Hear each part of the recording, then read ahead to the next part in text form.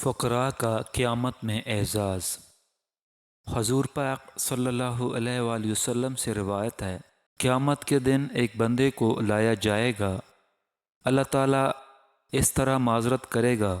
جیسے دنیا میں ایک شخص دوسرے شخص سے معذرت کرتا ہے، اور اللہ تعالیٰ فرمائے گا، مجھے میری عزت اور جلال کی قسم، میں نے تجھ سے دنیا کو تیری بے قدری کی وجہ سے نہیں پھیرا تھا، بلکہ اس عزت و اکرام کے سبب جو میں نے تیرے لیے تیار کی تھی تجھے دنیا سے محروم رکھا۔ اے میرے بندے، لوگوں کی ان جماعتوں میں جاؤ جس کسی نے بھی تجھے میری رضامندی کی خاطر کھلایا پلایا، لباس پہنایا،